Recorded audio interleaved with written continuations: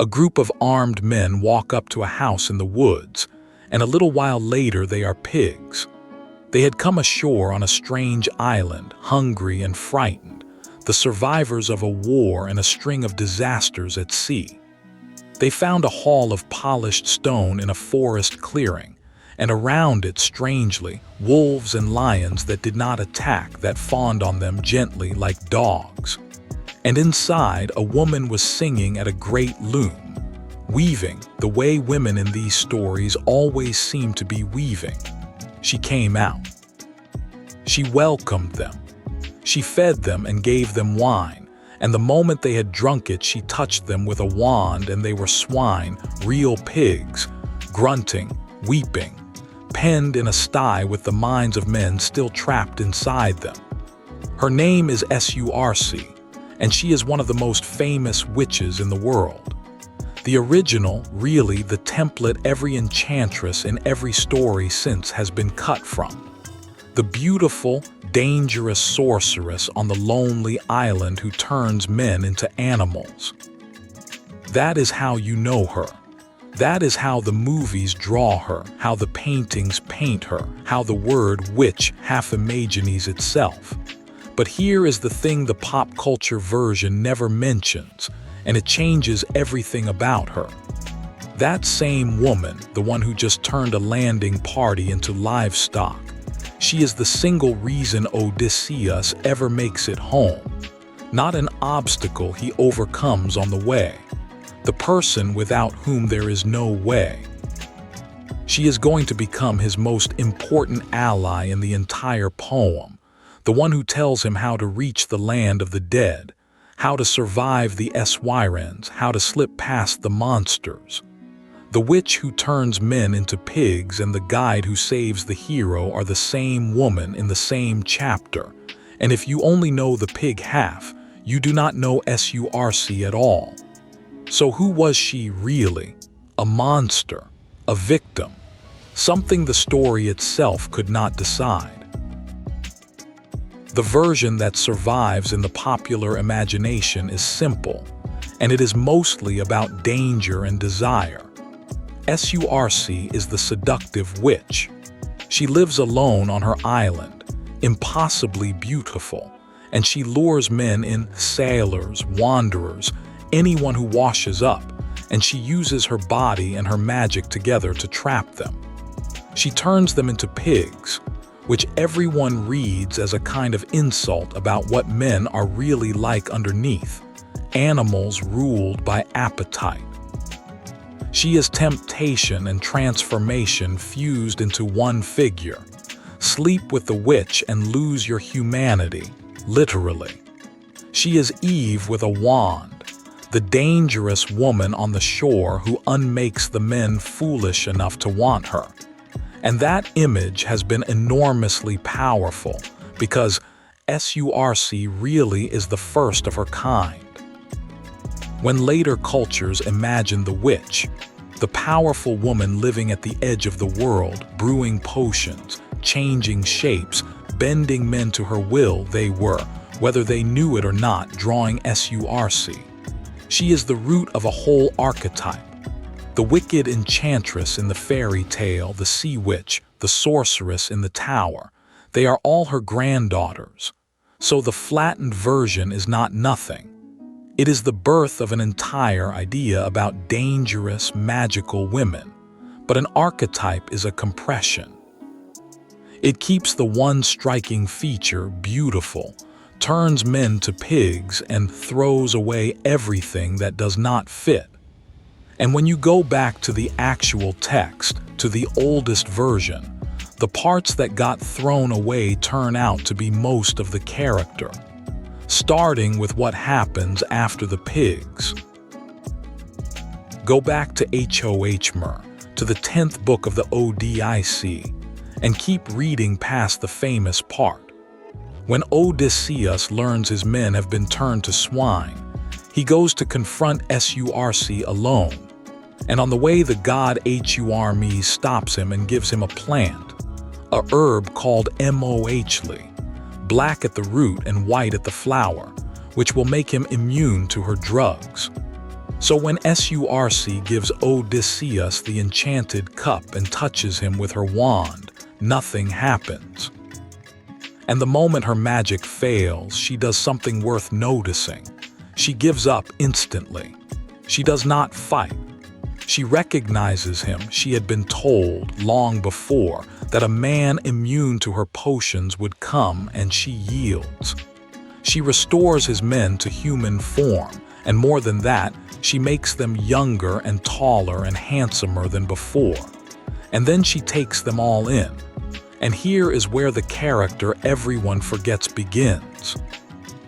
Odysseus and his men stay on Circe's island for a full year, in comfort, in safety, healing from everything the war and the sea have done to them. And when they finally decide to leave, Circe does not try to stop them. She helps them.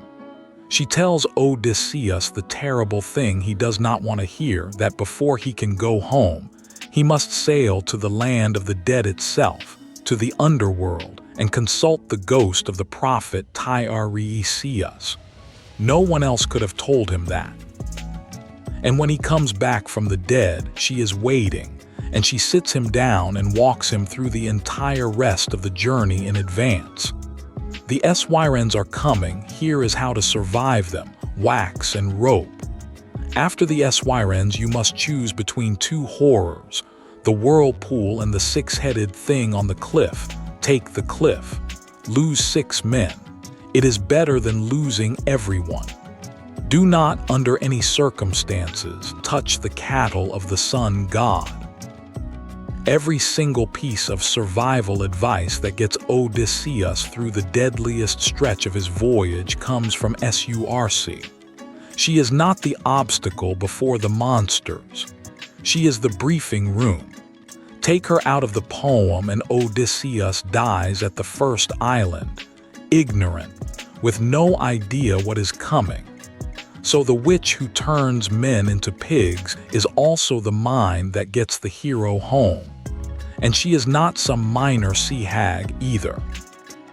Hohmer tells us who she is: a goddess, the daughter of Helios, the sun itself.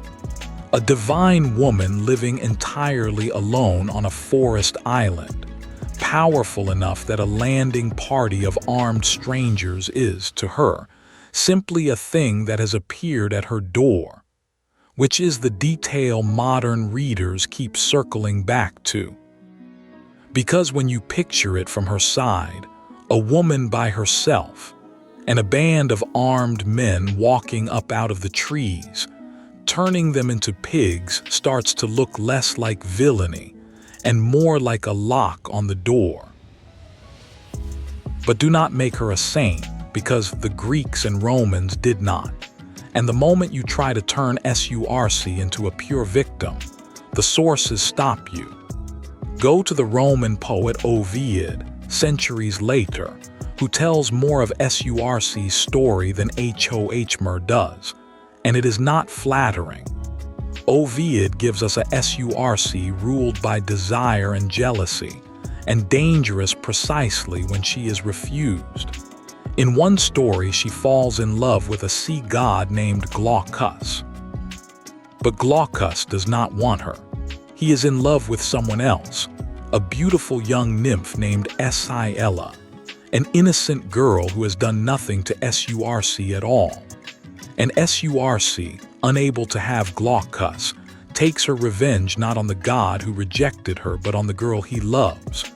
She poisons the pool where Scylla bathes, and Scylla's lower body erupts into a ring of snarling dog heads and serpents.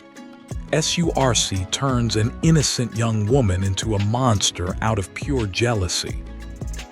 And here is the detail that closes the loop and should make you sit up. That monster, Scylla, 6 heads on a cliff over a narrow strait, is the exact same monster Circe later warns Odysseus about.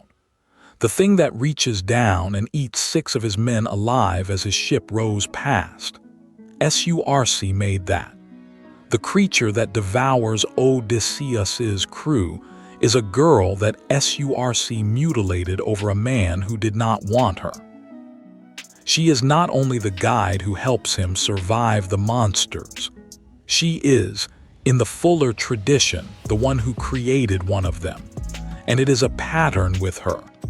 Ovid tells another version where she falls for a mortal king named Picus, and when he stays faithful to his own wife and refuses her, she turns him into a woodpecker. This is not a wronged innocent lashing out once. This is a goddess who, again and again, meets rejection with transformation, who cannot be told no without someone becoming an animal for it. So the woman who was maybe just defending her home in Hohmur is also elsewhere, the woman who disfigures an innocent girl out of spite. Both are Circe. Neither cancels the other. So why did all of that collapse into seductive witch who turns men into pigs? Why did the guide, the goddess, the healer, the jealous destroyer, the daughter of the sun, all boil down to one wand and a sty? Because a fully contradictory character is hard to carry around, and a type is easy. Beautiful witch, dangerous to men, is a shape you can hold in one hand. A lonely goddess who is a threat and a rescuer and a lover and a monster maker and a mother. Sometimes cruel and sometimes the only kindness in the story, is not an archetype. It is a person, and people do not compress into a single image. So the culture kept the most vivid, most repeatable piece, the pigs, and quietly dropped the year of healing, the road to the underworld, the survival briefing, the jealousy, the divinity. Same reduction we have seen again and again. The vivid detail survives and the meaning gets thrown overboard. And with Circe, that reduction costs you something enormous because she is not a one-scene character. She is a knot where half of Greek myth ties together. This is the goddess who purifies Jason and Medea after murder. She is Medea's aunt, part of that entire saga. This is the witch who made Scylla, a monster that outlives her in the story. And this is the detail that ought to stop you cold. During that year Odysseus spends on her island, Circe and Odysseus have a child, a son. And in the tradition that continues past the Odyssey, that son, his name is Telegionos, born far away, grows up never knowing his father, sails out to find him and kills him. The most important ally in Odysseus's journey home is also the mother of the man who will one day put a spear through him. The witch who saves his life gives him the son who ends it. There is a Greek word that sits underneath all of this, and it is the word for what Circe does, pharmakon. It means a drug, and the thing about pharmakon is that it means both remedy and poison, the same word for the thing that heals and the thing that kills. It is the root of our word pharmacy. And that is Circe exactly. Her power cures and her power destroys, and it is the identical power either way. Only the aim changes. She poisons Odysseus's men, and she saves Odysseus's life with the same hands, the same knowledge, the same art. She is a walking pharmakon. To call her simply a witch is to keep the poison and forget that it was always also the cure. So was Circe a victim? She was not a victim, and she was not a villain, and the whole point is that she was never meant to be either. She is a threat and a rescuer. She is a lonely goddess defending her island and a jealous power disfiguring an innocent girl. She is the mind that gets Odysseus home and the mother of the man who kills him. She heals and she poisons with the same art, and the Greeks who invented her felt no need to resolve any of it. They let her be all of it at once, because that is what a real character is, not a label, a contradiction that holds. We are the ones who could not carry that. We took the most sensational 2 minutes of her story, the beautiful woman and the men turned to pigs, and we made that the whole of her, and we called it Circe, and we handed that flattened image down for 3,000 years, until it became the blueprint for every witch in every story. The actual Circe, the one in the oldest text, is stranger and larger and far more interesting than the archetype she got frozen into. A divine woman alone at the edge of the world, holding a power that is remedy and poison in the same cup, deciding, each time a man walks up out of her trees, which one it is going to be. And that son, te elegionas, the boy she raised alone on that island, the child of the witch and the wanderer, who will grow up and cross the sea and kill the father he never met with a spear tipped in the sting of a stingray. His story is the one thing Homer's Odyssey never tells you, because it happens after the poem ends. And it is a stranger and sadder ending for Odysseus than the homecoming everyone remembers. But that is a tale for another night.